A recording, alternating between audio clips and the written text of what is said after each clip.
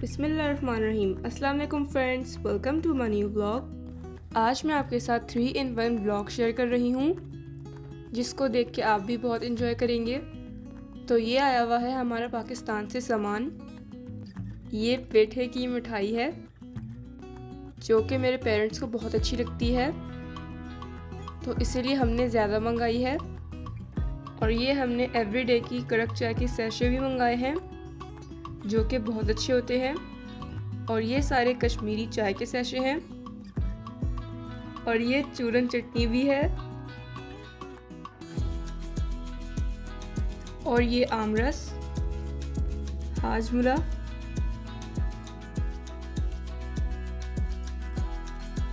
और ये sorry candy, और ये इमली और अनारदाना का पेस्ट है जो कि बहुत ही अच्छा होता है। तो ये हमने थोड़े ज़्यादा ही मंगाए थे। और ये है चिकन स्प्रेड, और ये चिकन स्प्रेड फजीटा, और ये है बारबेक्यू सॉस जो कि हम सबको ही बहुत पसंद है।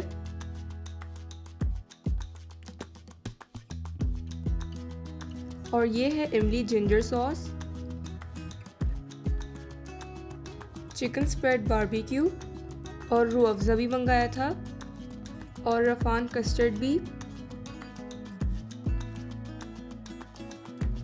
कस्टर्ड के साथ जेली भी अच्छी लगती है तो इसलिए जेली भी मंगाई है।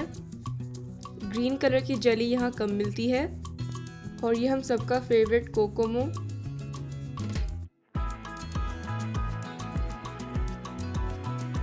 जेली मिली भी हम लोग पाकिस्तान से बहुत मंगाते हैं।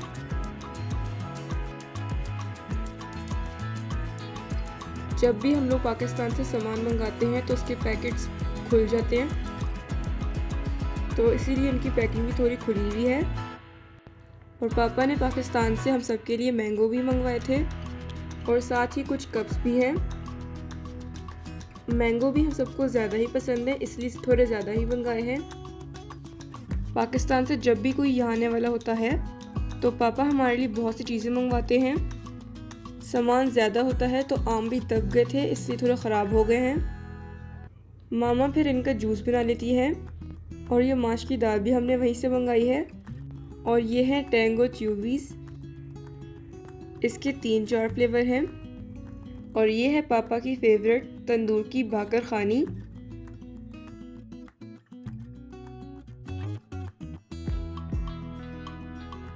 मामा ने जे डॉट से कुछ कपड़े भी ऑर्डर किए थे अपने लिए, वो भी पार्सल के साथ ही आ गए थे।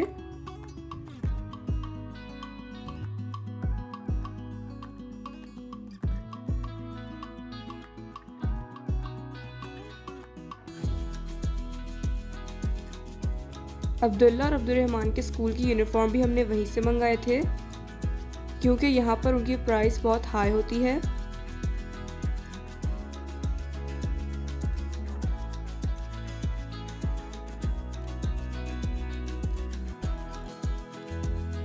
और ये कुछ 14 अगस्त की चीज़ें भी हमने वहीं से मंगवा ली थी।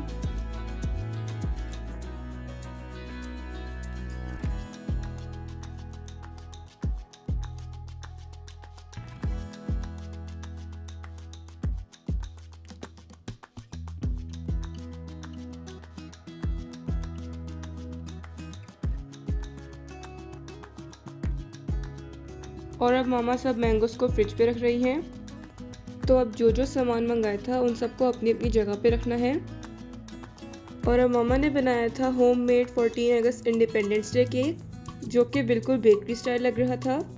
और ये है 12x18 बेकिंग ट्रे। मामा बेकिंग ट्रे पर बेकिंग पेपर लगाने के लिए मेजरमेंट कर रही हैं। और अभी बेकिंग ट्रे पे ऑयल ब्रश कर रही हैं। और अब इस पे लगा रही हैं बटर पेपर। ट्रे पे बटर पेपर लगाकर साइड पे रख देना है। और अभी क्रेसेंट मून की शेप के लिए कटिंग कर रही हैं। और अभी एक प्लेट ले ली है और अब उसे पेंसिल से ट्रेस करना है। और अब ट्रेस कर लिया है।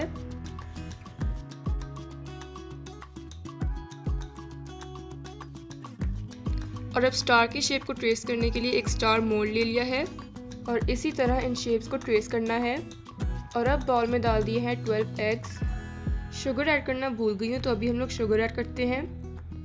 300 ग्राम इसमें शुगर ऐड की है और अब इन दोनों चीज़ों को अच्छी तरह से मिक्स कर लेना है। इतना बीट करना है कि ये फ्लफ़ी हो जाए। और अब इसमें 1.5 टीस्पून वनीला एसेंस ऐड करना है और अब इसे 2 से 3 मिनट तक बीट करना है। और अब इस पे 240 ग्राम ऑल पर्पस फ्लोर शामिल कर दिया है और साथ ही 60 ग्राम कोको पाउडर भी ऐड कर लिया है, 1 टेबलस्पून और half teaspoon baking powder. इन सब ड्राई इंग्रेडिएंट्स को पहले छान लेना है, फिर बाद में ही ऐड करना है। फिर बेकिंग का रिजल्ट भी अच्छा आता है। थोड़ा थोड़ा करके फ्लोर और कोको पाउडर को ऐड करना है। और अब ये 1 टेबलस्पून कॉफ़ी को पानी में मिक्स कर लिया है और इसको भी ऐड कर लिया है। और अब इन सब चीज़ों को अच्छी तरह से मिक्स कर लेना है ताकि इसमें कोई लम्स बाकी ना रहे। और अब इस सब बैटर को अच्छी तरह से मिक्स कर लिया है और अब इस बैटर को डाल देंगे बेकिंग ट्रे में। 2 से 3 दफ़ा इसे टैप कर लेना है ताकि सब अच्छी तरह सेट हो जाए। और अब इसे रख दिया है ओवन में बेक करने के लिए। इस केक के लिए हमने 3 स्पंज प्रिपेयर किए थे और ये देखिए कितनी अच्छी तरह स्पंज रेडी हो चुका है। इस तरह के 2 और स्पंज बनाने हैं और अब ये व्हिपिंग क्रीम को व्हिप कर लेना है। चॉकलेट को डबल बॉयलर पे मेल्ट कर लेना है और अभी मेल्टेड चॉकलेट को व्हिपिंग क्रीम में ऐड कर लेना है तो ये अच्छी सी फ्रॉस्टिंग तैयार हो जाती है। और अब इसको बीटर से बीट कर लेना है ताकि ये अच्छी तरह से मिक्स हो जाए। और अब ये फ्रॉस्टिंग रेडी है। और अब लिया है 40 बाय 60 सेंटीमीटर बोर्ड और उस पर पहले व्हिपिंग क्रीम लगा दी है ताकि स्पंज इसके ऊपर अच्छी तरह से सेट हो जाए। तो ये एक स्पंज इसके ऊपर रख दिया है। कंडेंस्ड मिल्क और पानी का मिक्सचर इस पे लगा देना है और अच्छी तरह लगाना है ताकि केक सॉफ्ट रहे। और अब इस पे लगा देनी है चॉकलेट फ्रॉस्टिंग। और अब इस फ्रॉस्टिंग को केक के ऊपर सही तरह स्प्रेड कर देना है। ये केक मामा ने 10 पाउंड से ज़्यादा का ही बनाया हुआ था क्योंकि इसके अंदर 36 एग्स यूज़ हुए थे। अब फ्रॉस्टिंग के ऊपर डाल रहे हैं चॉकलेट चिप्स। चॉकलेट चिप्स सब बच्चों को ही बहुत अच्छे लगते हैं।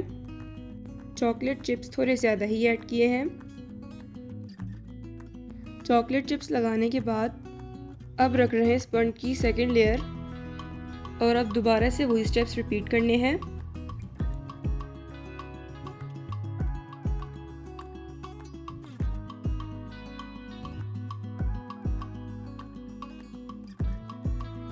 सेकेंड लेयर कंप्लीट करने के बाद अब रख रहे हैं स्पंज की थर्ड लेयर।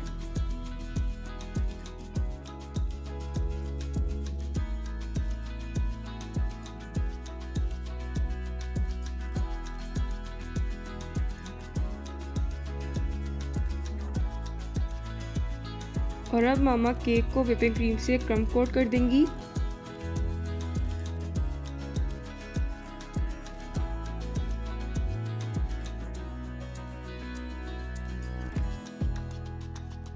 क्रम कोट करने के बाद इसको रख देना है फ्रिज में ताकि ये सेट हो जाए। ट्रेस की हुई शेप्स में अब हम लोग लगाने वाले हैं वाइट चॉकलेट। वाइट चॉकलेट को मेल्ट करके पाइपिंग बैग में डाल दिया था तो इस शेप को सारा चॉकलेट से फिल कर देना है। तो इस तरह हमने इसे फिल कर दिया है। और अब क्रेसेंट मून में वाइट चॉकलेट फिल करनी है। वाइट चॉकलेट फिल करने के बाद इसे रख देना है फ्रिज में ठंडा होने के लिए ताकि ये अच्छी तरह सेट हो जाए। केक को अच्छी तरह ठंडा करने के बाद फ्रिज से निकाल दिया है और अब व्हिपिंग क्रीम लगाकर केक में फिर से इसे नीट कर लेना है। दोबारा व्हिपिंग क्रीम लगाने के बाद फिर से फ्रिज में रख दिया था ताकि ये सेट हो जाए। गर्मी ज़्यादा होती है तो इसलिए फ्रिज में बार बार रखना होता है केक को। पाइपिंग बैग में नोज़ल लगा लिया था, फिर पाइपिंग बैग में क्रीम भी फिल कर दी है और इसे थोड़े डिज़ाइन बना ली है ताकि केक अच्छा लगे। और अब ये ग्रीन कलर की रिबन केक के ऊपर लगा दी है। केक पे रिबन लगाने के बाद उसे फिर से फ्रिज पर रख दिया था और अब व्हिपिंग क्रीम में ग्रीन जेल कलर ऐड कर लिया था। पहले ये कलर थोड़ा कम लग रहा था तो फिर 2 लिक्विड कलर भी ऐड कर लिए थे। एक जेल कलर और 2 लिक्विड कलर डालने के बाद फिर ये अच्छा कलर बना है। ग्रीन फ्रॉस्टिंग को पाइपिंग बैग में डाल लिया था और अब ये ग्रीन फ्रॉस्टिंग को राइट साइड पे लगा देनी है और अब स्क्रैपर से ग्रीन फ्रॉस्टिंग को नीट कर लेना है। ग्रीन फ्रॉस्टिंग को नीट करने के बाद केक के ऊपर 2 शेप्स भी रख दी हैं। तो फिर मामा ने साइड में गोल्डन एडिबल पेपर भी लगा दिया था, जो कि फिर देखने में अच्छा लगता है। ये गोल्डन पेपर एडिबल है जो हम लोग खा भी सकते हैं। अब ये केक रेडी है, इसे फ्रिज में रख दिया है और अब हम लोग पार्ट में आ गए हैं। फोल्डिंग टेबल और प्लास्टिक हम लोग घर से ले आए थे। टेबल को हमने लगा दिया है और अब इसके ऊपर रख देंगे केक। पार्क में सब लोग हमसे पहले ही आ चुके थे।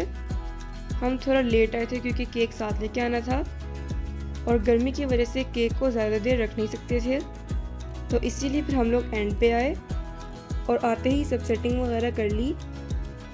बच्चे भी सब बहुत खुश हो रहे थे केक को देख के। किसी को भी यकीन नहीं आ रहा था कि ये केक मामा ने घर में बनाया है।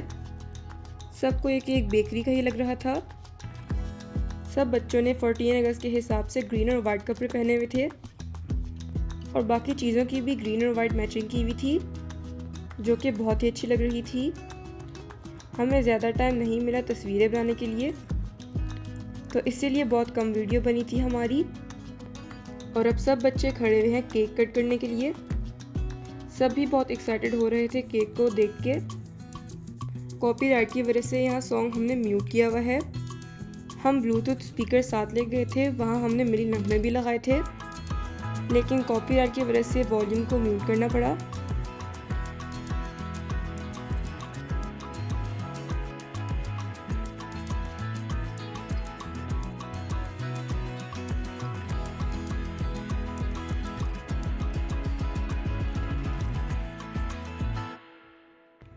और अब केक कटिंग हो चुकी है।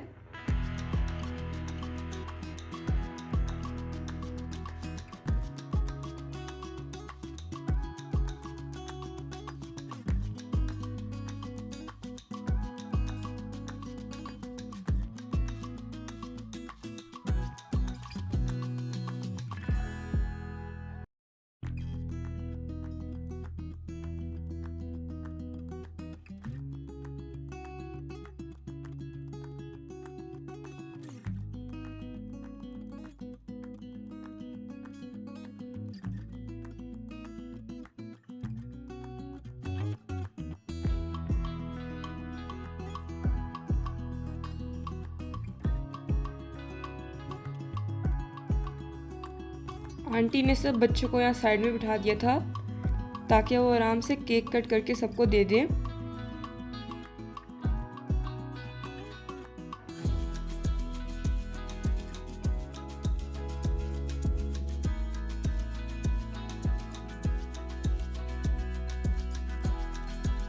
और अब ये केक के पीसेस कर लिए हैं और अब बच्चों को देने लगे हैं।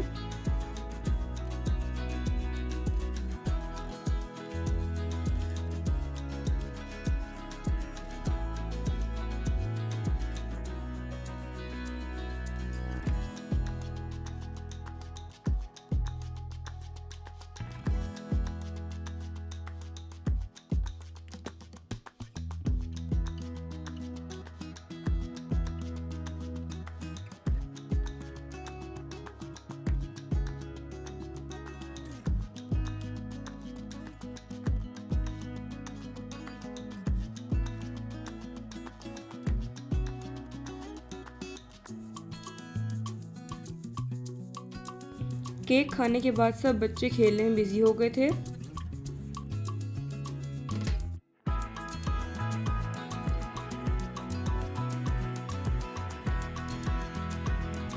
एक आंटी की बर्थडे थी तो वो लेके आई थी आइसक्रीम केक, फिर ये भी कट करके सबको दिया था। मेरी मामा ने पार्टी के लिए केक बनाया था और बाकी सब आंटीज़ खाना लेके आई हुई थी, जिसमें थी बिरयानी, निहारी, चिकन हलीम, पास्ता और नूडल्स, और 2 आंटीज़ कोल्ड ड्रिंक लेके आई हुई थी और 3 आंटियों ने आइसक्रीम मंगवाई हुई थी। इसी तरह सब आंटीज़ ने पार्टी में पार्टिसिपेट किया था और एक आंटी की फेयरवेल पार्टी भी थी और वही आंटी फिर दही भल्ले बना के लाई हुई थी जो कि बहुत मज़े के थे। एक आंटी अभी हलीम के लिए लेमन और हरी मिर्चें काट रही हैं। खाना जल्दी लगा दिया था क्योंकि टाइम बहुत ज़्यादा हो गया था।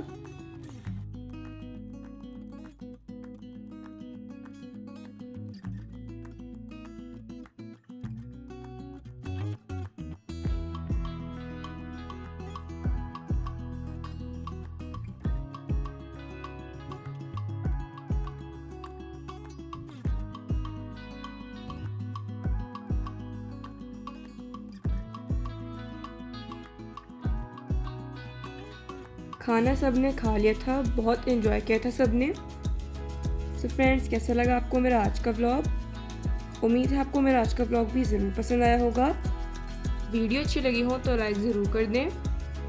अगर अभी तक आपने मेरे चैनल को सब्सक्राइब नहीं किया तो मेरे चैनल को सब्सक्राइब कर दें। बेल आइकन को ऑल पे क्लिक कर लें ताकि आपको मेरी हर नए आने वाली वीडियो की नोटिफिकेशन सबसे पहले मिले।